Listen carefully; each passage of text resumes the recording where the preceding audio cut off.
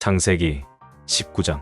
그날 저녁 그 두 천사가 소돔에 도착했을 때 롯이 소돔 성문에 앉아 있었다. 롯은 그들을 보자 즉시 일어나 그들을 영접하고 땅에 엎드려 절하며 내 주여, 종의 집으로 들어가서 발을 씻고 주무신 다음에 내일 아침 일찍 일어나 갈 길을 가소서 하였다. 그때 그들이 아니다, 우리가 거리에서 밤을 보내겠다 하였으나 롯이 간청함으로 결국 그들은 롯의 집으로 들어갔다.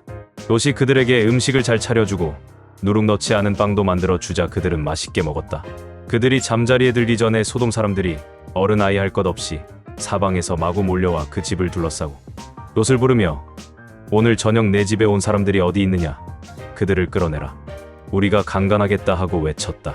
롯이 밖으로 나가서 등 뒤로 문을 닫고 그들에게 말하였다. 여러분, 부탁입니다. 제발 이런 악한 짓은 하지 마시오. 나에게 시집가지 않은 두 딸이 있습니다. 그 딸들을 당신들에게 내어줄 테니 당신들 좋을 대로 하시고 이 사람들에게는 제발 아무 짓도 하지 말아 주시오. 이들은 내 집에 온 손님들입니다.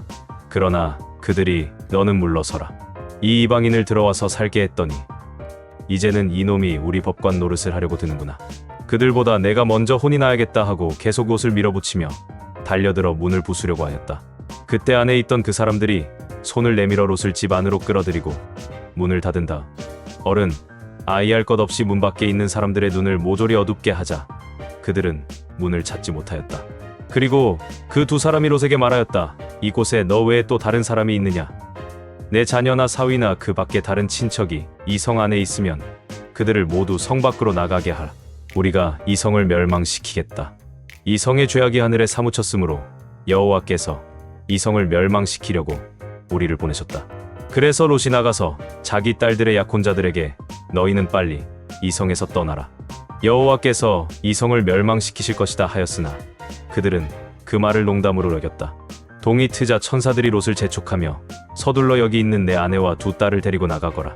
그렇지 않으면 너희가 이 성과 산에 망하고 말 것이다 하였다.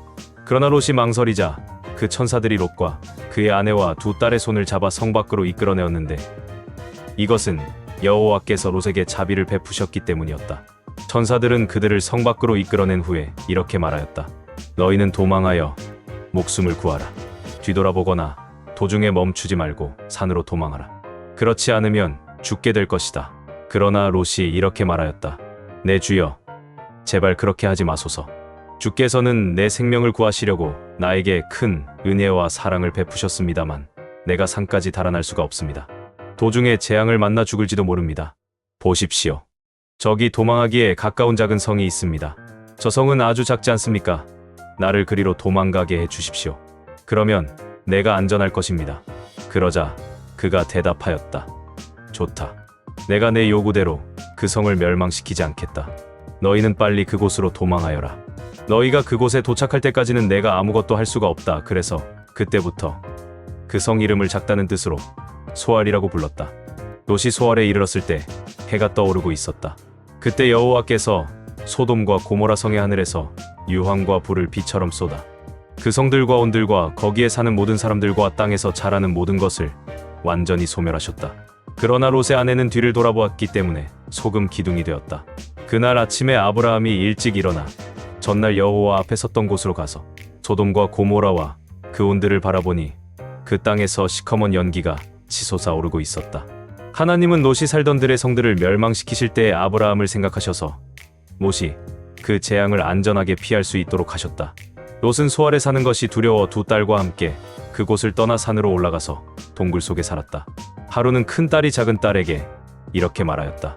우리 아버지는 늙으셨고 이 일대에는 세상 관습대로 우리와 결혼할 남자가 없다. 그러니 우리가 아버지에게 술을 먹이고 아버지의 잠자리에 들어 아버지를 통해서 우리 가족의 혈통을 이어가자. 그리고 그들은 그날 밤 아버지에게 술을 먹이고 먼저 큰 딸이 아버지의 잠자리에 들었다. 그러나 아버지는 술에 취하여 딸이 한 일을 전혀 알지 못하였다. 다음 날 큰 딸이 자기 동생에게 어젯밤에는 내가 아버지의 잠자리에 들었다. 오늘 밤에도 우리가 아버지에게 술을 먹이자. 이번에는 내가 아버지의 잠자리에 들어 아버지를 통해서 우리 가족의 혈통을 이어가자 하고 그날 밤도 그들은 아버지에게 술을 먹였다. 이번에는 작은 딸이 아버지의 잠자리에 들었으나 아버지는 작은 딸이 한 일도 알지 못하였다. 이렇게 해서 롯의 두 딸은 자기들의 아버지를 통해서 임신하게 되었다. 큰 딸은 아들을 낳아 이름을 모압이라고 지었는데 그는 오늘날 모압 사람들의 조상이 되었다. 그리고 작은 딸도 아들을 낳아 이름을 벤 암미라고 지었으며 그는 오늘날 암몬 사람들의 조상이 되었다. 마태복음 18장. 그때 제자들이 예수님께 와서 하늘나라에서는 누가 가장 위대합니까? 하고 물었다. 그래서 예수님은 한 어린아이를 불러 그들 가운데 세우고 이렇게 말씀하셨다. 내가 분명히 말해둔다. 너희가 변화되어 어린아이와 같이 되지 않으면 결코 하늘나라에 들어가지 못할 것이다. 그러므로 하늘나라에서 가장 위대한 사람은 이 어린아이처럼 자기를 낮추는 사람이다. 누구든지 내 이름으로 이런 어린아이를 영접하면 곧 나를 영접하는 것이다. 그러나 누구든지 나를 믿는 이런 어린아이 하나를 죄 짓게 하는 사람은 차라리 목에 큰 맷돌짝을 달아 깊은 바다에 빠져 죽는 것이 더 낫다. 죄 짓게 하는 일 때문에 이 세상에 불행이 닥칠 것이다. 세상에는 죄 짓게 하는 일이 항상 있기 마련이다. 그러나 죄 짓게 하는 그 사람에게는 불행이 닥칠 것이다. 내 손이나 발이 너를 죄 짓게 하면 잘라버려라. 두 손이나 두 발을 가지고 영원히 불타는 지옥에 들어가는 것보다는 절뚝발이나 불구자로 영원한 생명을 누리는 하늘나라에 들어가는 것이 더 낫다. 내 눈이 너를 죄 짓게 하면 빼어버려라.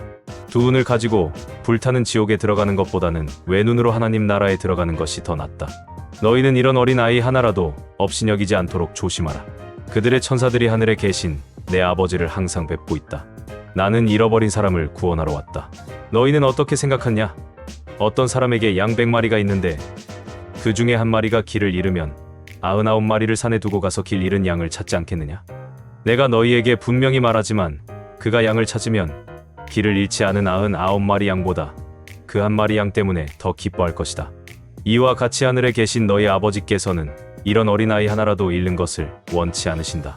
형제가 내게 죄를 짓거든 너는 그와 단둘이 만나 잘못을 타일러라. 그가 내 말을 들으면 너는 내 형제를 얻은 것이다. 그러나 듣지 않으면 너는 한두 사람을 더 데리고 가서 두세 증인의 입으로 모든 사실을 증명하라. 그래도 듣지 않으면 너는 교회의 말하고 교회의 말도 듣지 않으면 믿지 않는 사람이나 죄인처럼 여겨라. 내가 너희에게 분명히 말하지만 너희가 땅에서 처벌하면 하늘에서도 처벌할 것이며 너희가 땅에서 용서하면 하늘에서도 용서할 것이다. 내가 다시 말한다.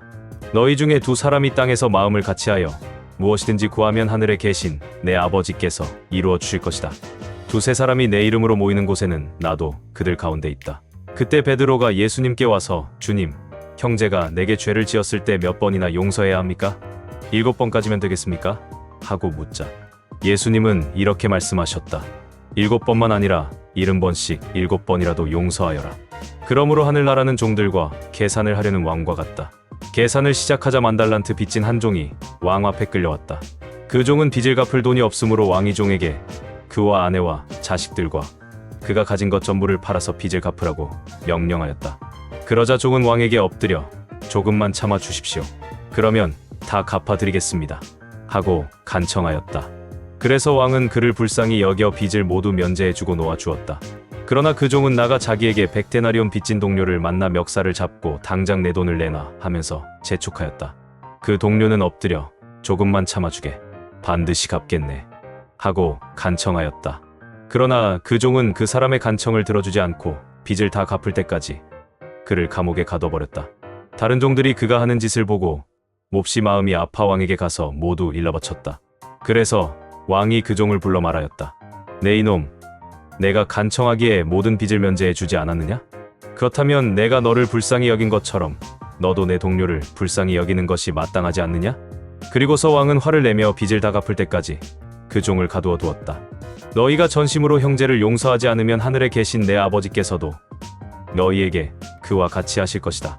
느헤미야 8장. 7월 1일에 모든 이스라엘 백성들은 일제히 수문 앞 광장에 모여 율법학자 에스라에게 여호와께서 모세를 통해 이스라엘 백성에게 주신 율법책을 가져와 읽어달라고 하였다. 그래서 제사장 에스라는 듣고 이해할 수 있는 남녀 모든 군중들 앞으로 그 율법책을 가지고 가 그곳 수문 앞 광장에서 새벽부터 정오까지 그것을 읽어주었으며 백성들은 모두 귀를 기울이고 주의 깊게 들었다. 그때 에스라는 특별히 마련된 나무 강단 위에 서서 그것을 읽었으며 그 오른쪽에는 맏디랴, 스마, 아나야, 우리야, 히기야, 마아세야가 서 있었고 그 왼쪽에는 브다야, 미사엘, 말기야, 하숨, 하스바다나, 스가랴, 무술람이 서 있었다.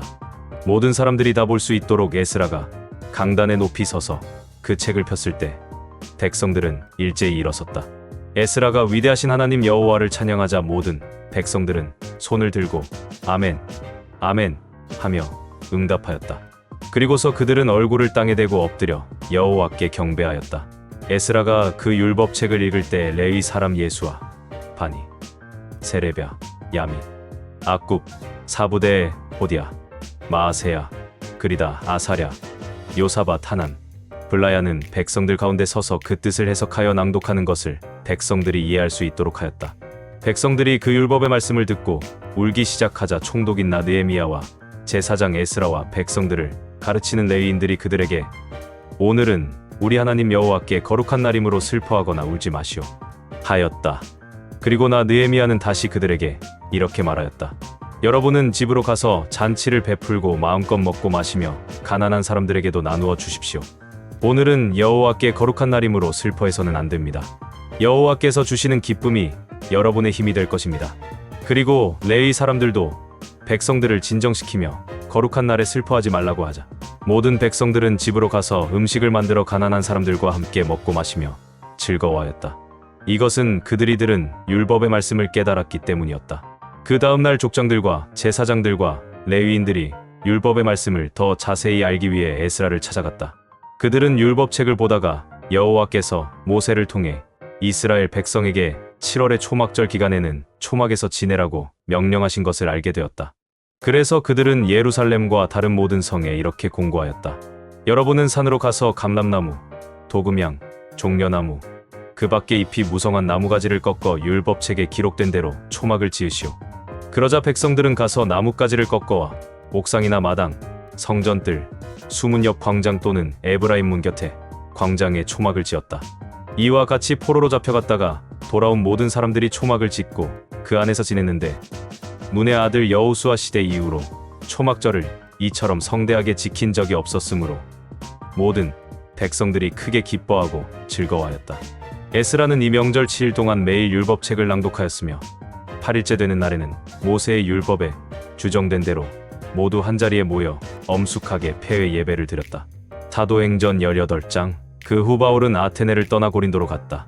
거기서 그는 본도에서 태어난 유대인 아굴라를 만났는데 그는 글라우디오 왕제가 모든 유대인들에게 로마에서 떠나라고 명령했기 때문에 최근에 그의 아내 브리스길라와 함께 이탈리아에서 온 사람이었다. 바울은 그들의 직업이 자기처럼 천막을 만드는 일이었으므로 그들과 함께 머물면서 일하였다. 바울은 안식일마다 회당에서 토론하며 유대인들과 그리스 사람들을 설득시키려고 하였다. 실라와 디모데가 마케도니아에서 내려와 바울은 말씀 전하는 일에만 힘쓰며 유대인들에게 예수님이 그리스도이심을 증거하였다. 그러나 그들이 반대하고 욕설을 퍼붓자 바울은 옷에 먼지를 떨며 이렇게 말하였다. 당신들이 멸망을 당해도 그것은 당신들이 책임을 져야 할 일이며 나에게는 아무 잘못이 없소. 이제부터 나는 이방인에게로 가겠소. 그리고서 그는 그들을 떠나 하나님을 섬기는 디도 유스도라는 이방인의 집으로 갔는데 그의 집은 회당 바로 옆에 있었다. 회당장 그리스보가 자기의 온 집안 식구와 함께 주님을 믿었고 바울의 설교를 들은 다른 많은 고린도 사람들도 믿고 침례를 받았다. 주님께서 어느 날 밤 환상 중에 바울에게 이렇게 말씀하셨다. 너는 두려워하지 말고 계속 말하라. 침묵을 지키지 말아라. 내가 너와 함께 있으니 아무도 너를 해치지 못할 것이다. 이 도시에는 내 백성이 많이 있다. 바울은 거기서 1년 6개월 동안 머물면서 그들에게 하나님의 말씀을 가르쳤다. 갈리오가 아가야 총독으로 있을 때 유대인들이 일제히 들고 일어나 바울을 잡아서 법정으로 끌고 가. 이 사람이 율법에 어긋나게 하나님을 섬기라고 사람들을 설득하고 있습니다. 하고 고발하였다. 바울이 변명하려고 하자 갈리오가 유대인들에게 이렇게 말하였다. 만일 이것이 불미스러운 일이나 흉악한 범죄와 관련된 것이라면 내가 당신들의 말을 들어줘야겠지만 그렇지 않고 이것이 말과 명칭과 당신들의 율법에 관한 것이라면 당신들이 스스로 해결하시오. 나는 그런 일에 재판관이 되고 싶지 않소. 그리고서 그는 유대인들을 법정에서 쫓아내었다. 그들이 회당장 소스데네를 잡아다가 법정 앞에서 마구 때렸으나 갈리오는 조금도 상관하지 않았다. 바울은 고린도에 좀 더 머물다가 신자들과 작별하고 브리스길라와 아굴라와 함께 배를 타고 시리아로 떠났다. 그런데 바울은 출항하기에 앞서 전에 서약한 일로 겐그레아에서 머리를 깎았다. 에베소에 도착한 바울은 일행을 거기에 남겨두고 혼자 회당에 들어가서 유대인들과 토론하였다. 바울은 더 머물러 달라는 그들의 요청을 뿌리치고 하나님의 뜻이라면 다시 오게 될 것이라고 말하고서 배를 타고 에베소를 떠났다. 바울은 가이사랴에 상륙하여 예루살렘으로 올라가서 교회를 방문하고 안디옥으로 갔다. 바울은 안디옥에서 얼마 동안 머물러 있다가 갈라디아와 부르기아 지방을 다니면서 모든 신자들의 믿음을 굳게 하였다. 알렉산드리아에서 태어난 아볼로라는 유대인이 에베소에 왔는데 그는 말 잘하는 성경 박사였다. 그는 일찍 주님의 말씀을 배워 열심히 전도하며 예수님에 관해 정확하게 가르쳤으나 요한의 침례만 알고 있을 뿐이었다. 그가 회당에서 담대하게 말하기 시작하자 브리스길라와 아굴라가 듣고 그를 집에 데려다가 하나님의 말씀을 더 정확하게 설명해 주었다. 아볼로가 아가야로 건너가려고 하자 신자들은 그를 격려하고 그곳 신자들에게도 편지를 써서 그를 영접해 주라고 하였다. 아볼로는 그곳에 도착하여 하나님의 은혜로 믿게 된 사람들에게 큰 도움을 주었다. 이것은 그가 성경을 가지고 예수님이 그리스도라는 것을 증거하여 대중 앞에서 보기 좋게 유대인들의 말문을 막아버렸기 때문이다.